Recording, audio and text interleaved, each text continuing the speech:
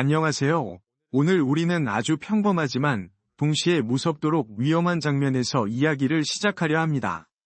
여러분 혹시 겨우 잠이 들었다가 한밤중에 눈이 번쩍 떠지고 다시 잠들지 못한 채 뒤척이다가 아침을 맞이한 경험이 있으신가요? 여름철 후텁지근한 밤이나 환절기의 애매한 공기 속에서 특히 자주 일어나곤 하지요. 많은 분들이 나이 들면 다 그렇지 뭐하고 대수롭지 않게 넘기지만 사실 이 현상은 우리가 잘 인식하지 못하는 뇌의 비밀 신호일 수 있습니다. 최근 의학 연구는 충격적인 결과를 보여주었습니다. 밤중에 두세 번 이상 깨어 수면이 자주 끊기는 사람은 알츠하이머병에 걸릴 위험이 무려 2배 높다는 사실입니다. 이건 단순히 잠이 부족한 게 아니라 뇌 안에서 스스로를 지키는 청소 과정이 중단되고 있다는 뜻이지요. 그 과정이 멈추면 뇌세포는 조금씩 손상되고 기억력과 사고력은 서서히 빛을 잃어갑니다. 잠 못 이루는 밤이 반복될수록 우리 삶은 알게 모르게 깎여나가는 셈입니다. 저는 평생 가정의학과 의사로 특히 노년층의 수면장애 환자들을 돌봐왔습니다. 거의 50년 가까운 세월 동안 수많은 환자들의 이야기를 듣고 치료하며 깨달은 건 약만으로는 결코 근본적인 해답이 되지 않는다는 사실이었습니다. 진짜 해결책은 우리 몸이 본래 가지고 있던 자연스러운 수면 메커니즘을 되찾는 데 있습니다. 저는 오늘 여러분께 아주 간단하지만 효과적인 방법을 말씀드리려 합니다. 처음 듣고 나면 그게 무슨 도움이 될까 싶을 만큼 단순한 방법일지도 모릅니다. 하지만 수년간 불면증에 시달리던 제 환자들이 이 방법 하나로 한밤중에 한 번도 깨지 않고 아침까지 푹 잘 수 있게 된 사례들을 직접 보았습니다. 그 중에서도 제 기억에 오래 남는 분이 계십니다. 바로 올해 70이 된 김지민 어르신. 전직 초등학교 교사이셨지요. 조용하고 온화한 성품의 소유자였지만 진료실에 들어오시자마자 깊은 한숨을 내쉬며 이렇게 말씀하셨습니다. 선생님, 저는 열해 동안 매일 수면제를 먹었습니다. 안 먹으면 도저히 잠이 안 오고 먹으면 아침에 머리가 무겁고 하루 종일 피곤해요. 진찰을 통해 확인된 건 더 충격적이었습니다. 어르신은 매일 밤 6번이나 깨어났고 겨우 1시간 자고 나면 다시 눈이 떠져 아침까지 뒤척이기를 반복하셨습니다. 그 결과 온몸은 늘 무겁고 하루를 시작하는 것조차 힘겹게 느껴졌습니다. 무엇보다 제가 가장 우려했던 건 장기간 수면제를 복용하면서 기억력 저하와 심혈관 질환, 간 신장 기능 저하까지 위험에 노출되어 있었다는 점이었습니다. 그때 어르신은 저를 바라보며 조심스럽게 물으셨습니다. 선생님, 약을 안 먹고도 잘 잘 수 있는 방법은 없을까요? 여러분, 이 순간이 바로 저와 환자 모두에게 전환점이 된 순간이었습니다. 저는 미소를 지으며 그동안 수많은 환자에게 권해왔던 아주 단순하지만 놀라운 변화를 가져온 방법을 제안했습니다. 여기서 잠깐, 혹시 지금 이 영상을 보시는 여러분도 비슷한 고민을 안고 계시지 않나요? 밤마다 몇 번씩 깨어나고 아침마다 머리가 무겁고 수년째 수면제나 술에 의존하며 살아가고 계신가요? 그렇다면 잠시 시간을 내어 지금 화면 아래에 저도 같은 경험이 있습니다라고 댓글을 남겨주세요. 여러분의 이야기가 또 다른 분들께 큰 힘이 될 수 있습니다. 이제 김지민 어르신의 삶을 바꾼 단순하지만 강력한 방법을 함께 살펴보겠습니다. 김지민 어르신의 절박한 질문이 제 마음속에 오래 남았던 이유는 단순히 한 사람의 고통 때문만은 아니었습니다. 수십 년 동안 환자들을 보며 깨달은 사실이 있었기 때문이지요. 우리가 흔히 잠은 그냥 피곤하면 오는 것이라고 생각하지만 사실 수면은 뇌가 스스로를 청소하고 회복하는 가장 중요한 과정입니다. 잠을 잃는다는 건 곧 뇌가 자기 자신을 돌볼 기회를 빼앗기는 것과 같습니다. 여러분, 혹시 아침에 일어나도 머리가 무겁고 하루 종일 안개 낀 듯 멍했던 적 있으신가요? 그것은 단순한 숙취나 피곤 때문만이 아닙니다. 뇌 속에 남은 독성 단백질, 바로 베타 아밀로이드가 원인일 수 있습니다. 이 물질은 밤새 뇌의 신경세포 사이사이에 쌓였다가 깊은 숙면에 들어갈 때 뇌척수액이라는 청소부에 의해 씻겨 내려갑니다. 그런데 잠이 중간에 끊기면 이 청소 작업이 절반만 끝나고 쓰레기가 그대로 쌓이는 셈이지요. 마치 하수구를 청소하다가 중간에 멈춘 것처럼 말입니다. 이 때문에 의학계에서는 이런 현상이 알츠하이머병의 가장 초기 경고 신호라고 말합니다. 밤에 자주 깨는 것은 단순한 노화가 아니다 라는 주장과 그저 생활 습관의 문제일 뿐이다 라는 주장이 학계에서 치열하게 논쟁되고 있습니다. 저 역시 학회에서 이 주제만 나오면 젊은 의사들과 토론을 벌이곤 합니다. 하지만 환자들을 직접 진료한 경험으로는 밤중 각성이 잦은 분들일수록 기억력 감퇴가 더 빨리 나타나는 건 분명합니다. 저는 환자들에게 이런 과정을 설명할 때 종종 비유를 씁니다. 깊은 잠은 마치 밤새 돌아가는 정수기와 같다. 고요. 정수기가 제대로 작동하면 물은 맑아지고 집안이 안전합니다. 하지만 도중에 전원이 꺼져버리면 탱크 안은 곰팡이와 불순물로 가득 차겠지요. 우리의 뇌도 똑같습니다. 정수기 전원은 곧 연속된 숙면입니다. 그 전원이 밤마다 몇 차례씩 꺼진다면 뇌는 더 이상 스스로를 깨끗하게 지켜낼 수 없습니다. 이 사실을 깨달은 한순간 제 삶에서도 작은 변화가 찾아왔습니다. 어느 날 외래 진료를 마치고 돌아오는 길에 버스에서 깜빡 졸다가 번쩍 눈을 뜬 적이 있습니다. 단 몇 분의 단절된 졸음만으로도 머리가 흐릿해졌지요. 그때 생각했습니다. 아, 환자들이 말하는 그 답답함이 이런 느낌이구나. 짧고 끊어진 잠은 오히려 뇌를 더 무겁게 만든다는 걸 제 몸으로 체험한 순간이었습니다. 그러니 우리가 밤에 자주 깬다는 문제를 가볍게 여겨서는 안 됩니다. 실제로 노년층 환자들의 가장 흔한 하소연 중 하나가 아무 이유 없이 2~3시간마다 깬다는 것입니다. 또 어떤 분들은 한 번 깨면 다시 잠들기까지 30분은 걸린다 고도 말씀하시죠. 문제는 이로 인해 총 수면 시간이 줄어들고 깊은 수면 단계에 진입하지 못한다는 데 있습니다. 결국 낮에는 집중력이 떨어지고 몸은 무겁고 작은 일에도 짜증이 나는 악순환이 반복됩니다. 이쯤에서 저는 한 가지 반문을 던지고 싶습니다. 그렇다면 왜 이런 일이 생길까요? 나이가 들면 자연스러운 현상일까요? 아니면 우리가 놓치고 있는 무언가가 있을까요? 일부 학자는 뇌의 멜라토닌 분비량 감소를 원인으로 꼽습니다. 또 다른 학자는 생활 습관, 특히 늦은 시간 카페인 섭취나 TV 시청으로 인한 블루라이트 자극을 지적하지요. 하지만 저는 임상에서 훨씬 더 중요한 공통점을 발견했습니다. 바로 뇌로 가는 혈류의 저하였습니다. 노년층 환자분들은 대부분 혈관이 좁아져 있거나 혈액순환이 원활하지 않습니다. 뇌로 가는 혈류가 부족하면 수면 중추가 안정적인 신호를 보내지 못하고 결과적으로 자주 깨게 되는 것입니다. 여기서 중요한 단서가 나옵니다. 단순히 수면제를 먹는다고 해결되지 않는 이유가 바로 여기에 있습니다. 약은 뇌를 억지로 진정시키지만 혈류 문제는 그대로 남아있기 때문에 근본적인 개선이 어렵습니다. 이 부분에서 저는 늘 환자들에게 이렇게 말합니다. 잠은 억지로 자는 게 아니라 몸이 스스로 잠들 수 있는 환경을 만들어주는 것이다. 그 환경 중 가장 중요한 요소가 바로 뇌혈류입니다. 혈류가 원활하면 뇌는 필요한 산소와 영양을 충분히 공급받고 자연스럽게 수면 모드로 전환됩니다. 여러분, 지금 제가 드리는 이 설명이 다소 학문적으로 들릴 수도 있습니다. 하지만 다음 이야기를 들으시면 훨씬 피부에 와닿을 겁니다. 왜냐하면 바로 이 지점을 파고들어 약 없이도 깊은 잠에 들게 해준 특별한 방법이 있기 때문이지요. 잠시 후 저는 김지민 어르신에게 권해드린 그리고 수많은 환자들의 삶을 바꾼 놀라운 방법을 공개하려 합니다.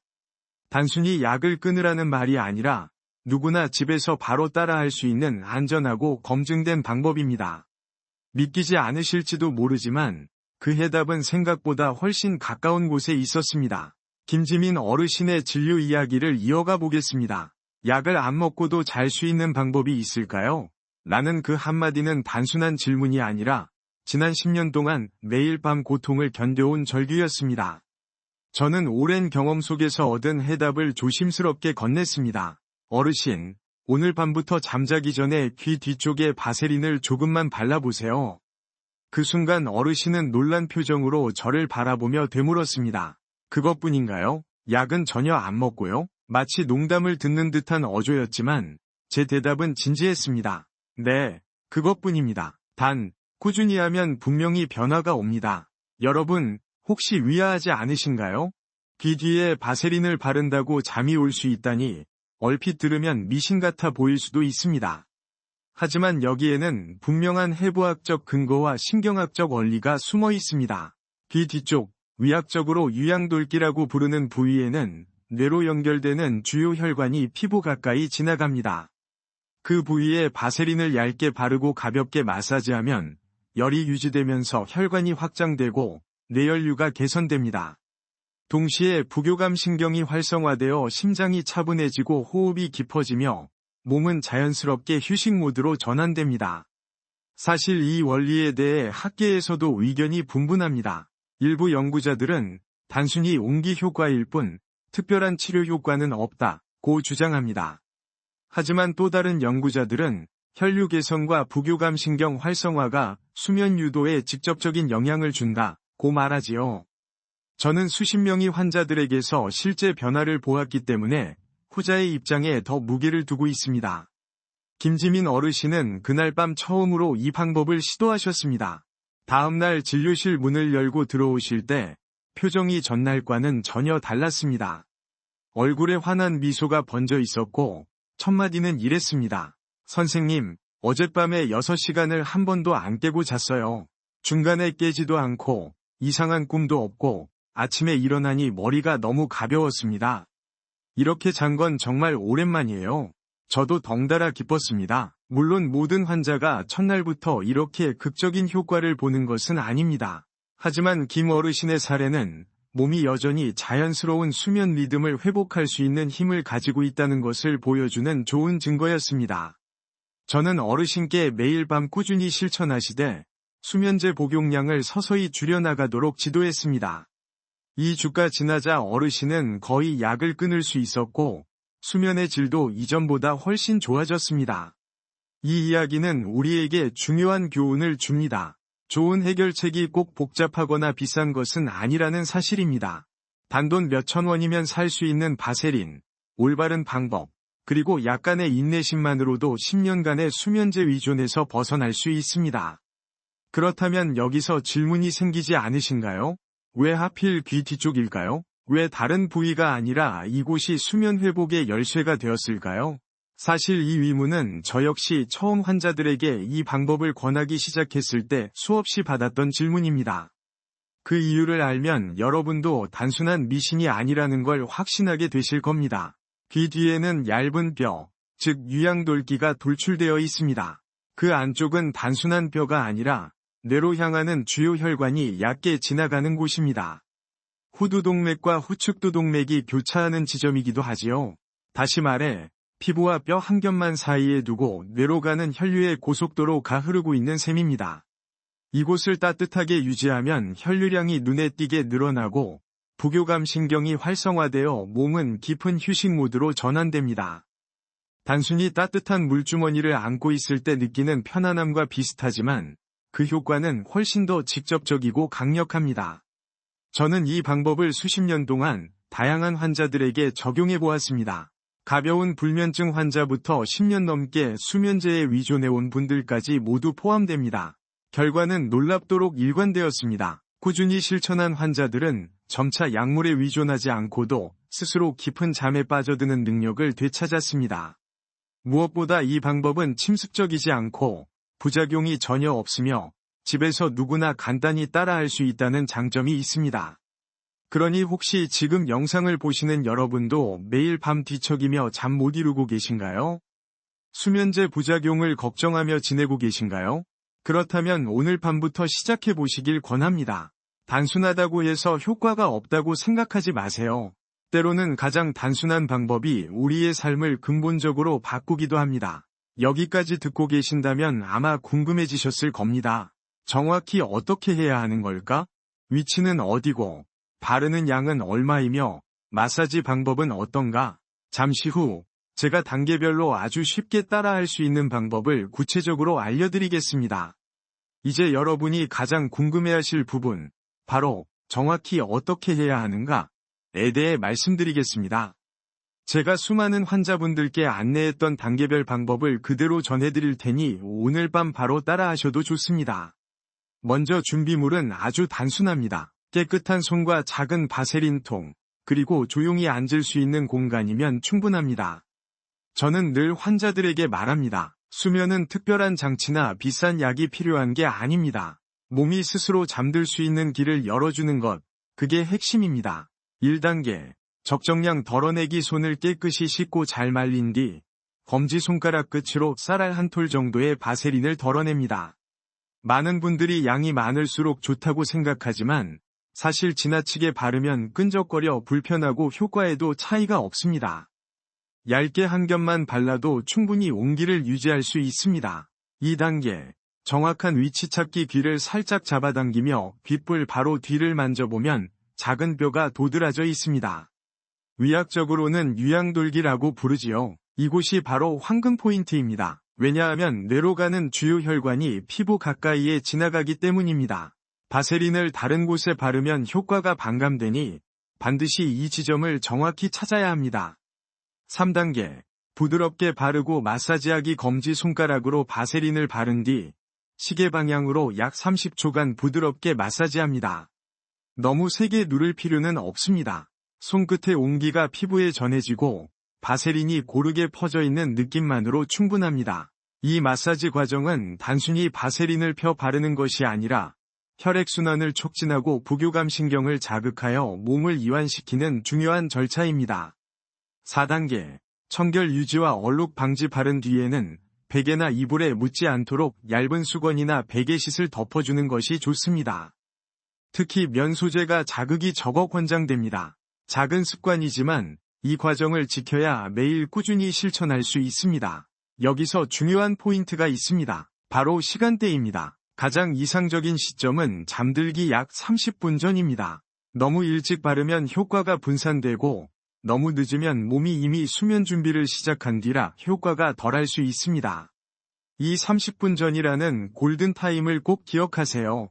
사실 저는 이 과정을 환자들에게 단순한 요령이 아니라 하나의 별표 의식, 리추얼, 별표처럼 실천하라고 권합니다. 왜냐하면 우리 몸은 습관에 매우 민감하기 때문이지요.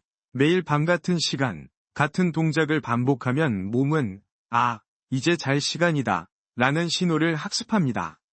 결국 단순한 동작이 뇌의 수면 스위치를 켜는 버튼이 되는 셈입니다. 이쯤에서 작은 곁다리 이야기를 하나 들려드리겠습니다. 수년 전 한 환자분이 제게 이런 질문을 하셨습니다. 선생님, 저는 바세린 대신 올리브 오일을 발라도 되나요? 저는 웃으며 대답했습니다. 올리브 오일도 보습 효과는 있지만 바세린처럼 열을 잡아두는 막을 형성하지는 못합니다. 그래서 수면 효과는 떨어질 수 있습니다. 재미있게도 그 환자분은 2달 뒤 다시 찾아와 이렇게 말씀하셨습니다. 그래도 저는 향이 좋아서 올리브 오일을 썼는데 효과가 절반밖에 없더군요. 결국 다시 바세린으로 돌아왔습니다. 이 작은 일화는 우리에게 한 가지 지혜를 줍니다. 자연요법이라고 해도 과학적 원리에 맞는 재료를 선택하는 게 얼마나 중요한지 말이지요. 여러분, 여기서 잠깐 학문적 논쟁을 다시 짚어보겠습니다. 일부 전문가들은 이런 방법을 두고 플라시보 효과라고 말합니다. 즉, 바세린 자체보다는 이걸 바르면 잘 잘 수 있다 는 믿음이 수면을 유도한다는 주장이지요. 그러나 제가 본 수많은 환자 사례에서 단순한 믿음으로는 설명하기 어려운 일관된 변화를 확인했습니다. 특히 뇌혈류 측정 장비를 통해 실제로 혈류가 개선되는 것을 확인한 뒤 이 논쟁에 대한 제 입장은 더욱 확고해졌습니다. 그렇다고 해서 모든 분들이 첫날부터 극적인 변화를 경험하는 것은 아닙니다. 어떤 분은 하루 만에 6시간을 내리자기도 하지만 어떤 분은 일주일 이상 꾸준히 실천해야 눈에 띄는 변화를 느끼기도 합니다. 그래서 저는 환자들에게 늘 이렇게 당부합니다. 효과가 더딘 것 같아도 절대 포기하지 마세요. 몸은 천천히 적응하고 결국엔 변화를 만들어냅니다. 김지민 어르신도 마찬가지였습니다. 첫날 밤에 놀라운 효과를 경험하셨지만 3일째 되는 날에는 다시 2-3번 깨셨습니다. 순간 흔들릴 수 있는 상황이었지만 꾸준히 실천하면서 점차 패턴이 안정되었습니다. 2주가 지난 시점에는 거의 수면제를 끊을 수 있었고 그 후로는 삶이 완전히 달라졌다고 고백하셨습니다. 혹시 지금 이 영상을 보시는 여러분도 같은 고민을 하고 계신가요? 그렇다면 오늘 밤 귀 뒤에 바세린을 바르고 30초간 마사지하는 이 단순한 루틴을 시작해보세요. 내일 아침, 어쩌면 머리가 한결 가볍고 하루가 조금 더 밝아질지도 모릅니다. 다만, 여기서 끝이 아닙니다. 우리 몸에는 귀 뒤 외에도 잠을 유도하는 특별한 부위들이 더 있습니다. 만약 이 포인트들을 함께 활용한다면 수면의 질은 훨씬 더 강력하게 개선될 수 있습니다. 잠시 후 그 비밀의 4가지 포인트를 공개하겠습니다. 여러분, 귀 뒤에 바세린을 바르는 방법만으로도 이미 놀라운 효과를 볼 수 있습니다. 하지만 우리 몸은 하나의 스위치만으로 작동하는 단순한 기계가 아닙니다. 마치 집안의 여러 전등 스위치가 각각 다른 방을 밝히듯 수면에도 여러 부위가 조화를 이루며 작동합니다. 저는 수많은 환자를 진료하는 과정에서 귀 뒤 이외에도 잠을 부드럽게 유도하는 황금 포인트 4곳을 확인했습니다. 오늘은 그 비밀을 풀어드리겠습니다. 첫 번째, 발바닥 중앙 체온을 낮추는 비밀 통로. 많은 분들이 따뜻해야 잠이 잘 온다고 생각하시지만 사실 깊은 숙면으로 들어가기 위해서는 심부 체온이 서서히 낮아져야 합니다. 발바닥은 말초혈관이 집중된 곳이라 이곳을 자극하면 열이 방출되며 몸이 자연스럽게 진정 모드로 전환됩니다. 방법은 간단합니다. 발바닥 중앙에 동전 크기만큼 바세린을 바르고 약 2분간 원을 그리듯 마사지하세요. 그런 다음 얇은 면 양말을 신으면 열이 유지되면서 이불이나 바닥이 더럽혀지는 것도 막을 수 있습니다.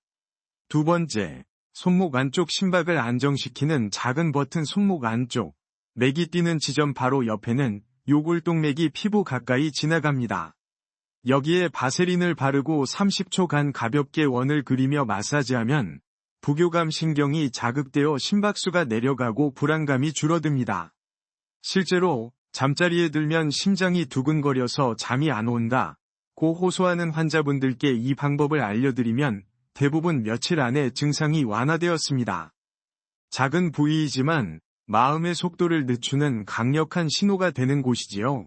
세 번째, 목덜미 경추 7번. 뇌혈류 개선에 관문. 고개를 숙였을 때 가장 도드라지는 뼈, 바로 경추 7번입니다. 이 부위는 뇌로 향하는 혈관과 신경이 교차하는 중요한 길목입니다. 바세린을 얇게 바른 뒤 시계 방향으로 부드럽게 마사지하면 목 근육의 긴장이 완화되고 뇌로 가는 혈류가 개선되어 두통이나 어깨 뻐근함까지 줄어듭니다. 특히 장시간 컴퓨터를 보거나 고개를 숙이고 책을 보는 시간이 많은 어르신들께 큰 도움이 됩니다. 마사지 후 얇은 수건이나 스카프를 감아두면 효과가 오래갑니다. 네 번째, 무릎 뒤 위중열. 다리 순환의 열쇠. 무릎 뒤 접히는 부분 정중앙에는 위중열이라는 혈자리가 있습니다. 다리의 혈액이 심장으로 돌아가는 중요한 관문이지요. 여기에 바세린을 발라 부드럽게 마사지하면 하지 혈액순환이 좋아지고 다리의 무거움이나 부종이 완화됩니다. 특히 하루 종일 서 있거나 걷는 시간이 많은 분들 또는 당뇨로 인해 다리가 자주 붓는 분들에게 효과적입니다. 잠들기 전 무릎 뒤까지 관리해주면 전신이 한결 가벼워지는 것을 체감할 수 있습니다. 이 4가지 포인트는 단순히 여기도 바르면 좋다라는 수준이 아닙니다. 실제 연구에서도 그 효과가 확인되었습니다. 2022년 연세대학교 수면의학센터의 연구에 따르면 귀 뒤와 함께 이 4부위 중 2-3곳을 추가로 자극했을 때 평균적으로 수면에 드는 시간이 40% 단축되고 밤중 각성 횟수는 65% 감소했다고 합니다. 물론 모든 포인트를 매일 다 할 필요는 없습니다. 중요한 건 자신의 상태에 맞게 조합하는 것입니다. 예를 들어 발이 차갑다면 귀 뒤 플러스 발바닥, 불안감이 심하다면 귀 뒤 플러스 손목, 목이 자주 뻐근하다면 귀 뒤 플러스 경추 7번, 다리가 무겁다면 귀 뒤 플러스 무릎 뒤. 이렇게 맞춤형으로 선택하면 1에서 2주 만에 숙면의 질이 눈에 띄게 개선되는 경우가 많습니다. 이쯤에서 흥미로운 사실 하나를 덧붙이겠습니다. 고대 중국의 위약문헌에서도 이미 잠 못 이루는 자는 족심, 발바닥 중앙을 따뜻하게 하라는 기록이 등장합니다. 현대 과학이 밝혀낸 원리가 수천 년 전 경험적 지혜와 맞닿아 있는 셈이지요. 이것이야말로 노년의 지혜와 현대 의학이 만나는 흥미로운 교차점 아닐까요? 여러분, 이제 상상이 되시나요? BD라는 기본 스위치에 더해 자신에게 맞는 보조 스위치를 켜주면 몸은 훨씬 더 강력하고 분명한 휴식 신호를 받게 됩니다. 그만큼 숙면은 깊고 오래 지속됩니다. 단순히 잠을 자는 것을 넘어 뇌와 몸 전체가 회복의 시간을 충분히 누릴 수 있는 것이지요.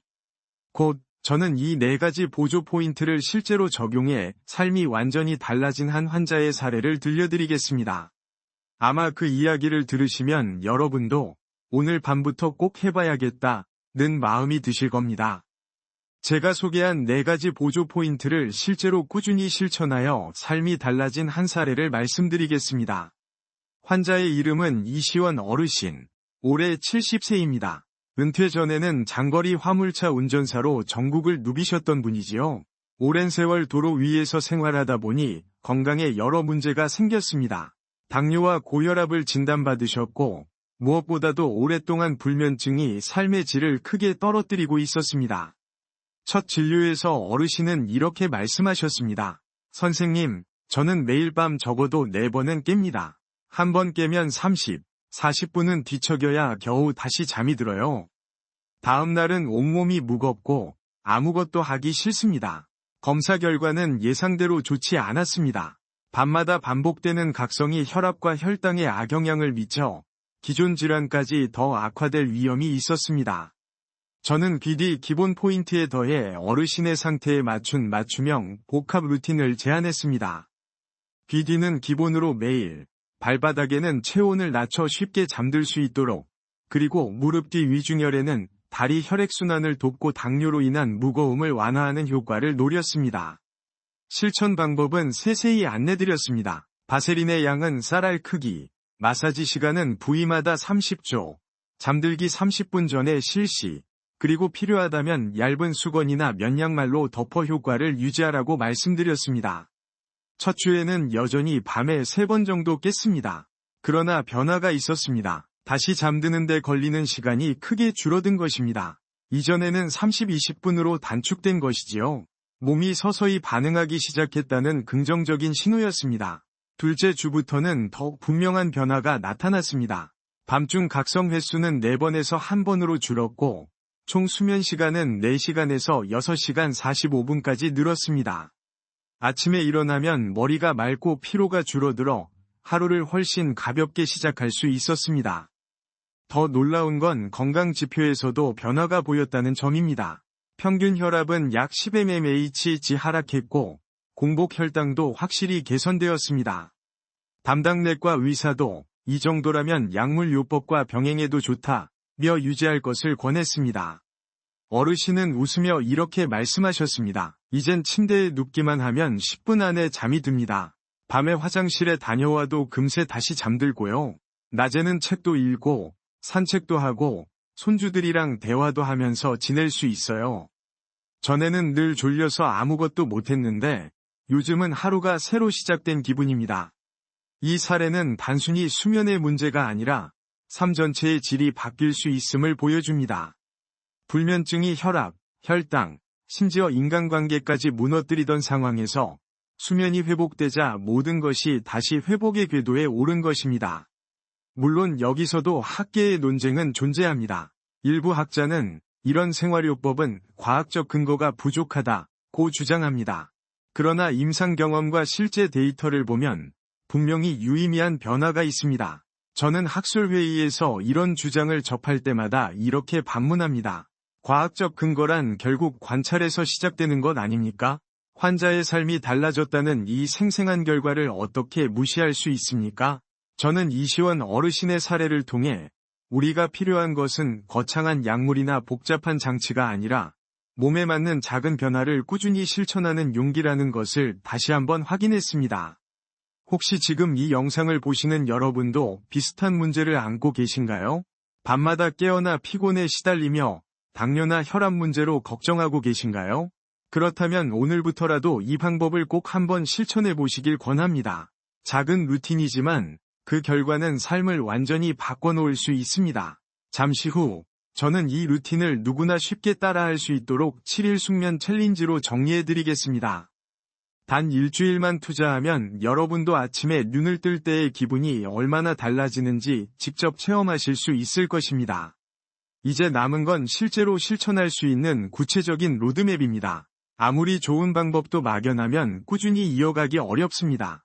그래서 저는 환자분들이 매일 바로 따라할 수 있도록 7일 숙면 챌린지를 만들었습니다. 이 챌린지는 단순히 기술을 알려주는 게 아니라 몸이 새로운 수면 습관을 배우도록 돕는 과정입니다. 1에서 2일차, 기본 적응 단계 첫 이틀 동안은 오직 귀 뒤 유양돌기 한 부위에만 집중합니다. 잠들기 30분 전에 손을 씻고 쌀알 크기만큼 바세린을 발라 시계 방향으로 30초간 부드럽게 마사지하세요. 이때의 목표는 즉시 숙면이 아니라 감각에 익숙해지고 매일 밤에 의식을 만드는 것입니다. 마치 몸에 이제 잘 시간이라는 알람을 새로 심는 과정이라고 이해하면 좋습니다. 3에서 4일차, 보조 포인트 추가 세 번째 날부터는 개인 상태에 맞게 보조 포인트를 하나 선택해 추가합니다. 발이 차가우신 분은 발바닥, 불안감이 많다면 손목 안쪽, 목이 뻣뻣하다면 경추 7번, 다리가 무겁다면 무릎 뒤를 고르세요. 귀 뒤와 함께 두 곳을 자극하면 몸은 더 분명한 이완 신호를 받아 숙면 효과가 배가 됩니다. 5에서 6일차, 환경 최적화 병행 다섯째 날부터는 귀 뒤와 보조 포인트에 더해 수면 환경을 개선합니다. 방 온도는 18에서 20도로 유지하고 조명은 완전히 차단하세요. 필요하다면 차광 커튼이나 수면 안대를 활용하시고 소음은 40dB 이하로 낮추는 게 좋습니다. 화이트 노이즈, 빗소리, 파도 소리 등을 틀어도 도움이 됩니다. 또한 오후 3시 이후 카페인은 피하고 잠들기 직전 늦은 식사도 줄이세요. 따뜻한 물로 샤워해 체온을 떨어뜨린 뒤 가벼운 스트레칭과 4-7의 8 호흡법을 하면 몸은 한층 더 쉽게 잠들 준비를 마칩니다. 7일차, 전 과정 완성 7째 날에는 귀 뒤 플러스 보조 포인트 플러스 환경 최적화까지 모두 실천합니다. 이 세 가지가 함께 작동하면 수면 효과는 훨씬 강해집니다. 실제로 많은 환자분들이 단 일주일 만에 밤중 각성이 절반 이하로 줄고 아침 기상이 훨씬 상쾌해졌다고 말씀하셨습니다. 이 챌린지의 성공 비결은 5가지입니다. 시기, 잠들기 30분 전에 시행 사용량, 각 부위당 쌀알 크기, 하루 총 사용량은 콩알 정도면 충분 마사지, 부드럽게, 각 부위 30초 환경, 시원하고 어둡고 조용하게 지속성, 최소 7일간 매일, 가능하다면 평생 습관으로 여러분, 숙면은 결코 사치가 아닙니다. 그것은 면역력, 기억력, 기분 안정, 심혈관 건강까지 지켜주는 몸의 자연스러운 약입니다. 단 7일만 꾸준히 실천해보세요. 변화는 숫자와 감정 모두에서 분명히 나타날 것입니다. 아침에 눈을 뜰 때 머리가 맑아지고 몸이 한결 가벼워지며 낮 동안의 활력이 달라지는 걸 직접 느끼실 수 있습니다. 이제 공은 여러분에게 넘어갔습니다. 오늘 밤 바세린 한 통과 단 몇 분의 시간이면 충분합니다. 그리고 혹시 이 방법이 실제로 도움이 되었다면 꼭 댓글로 경험을 나눠주시길 바랍니다.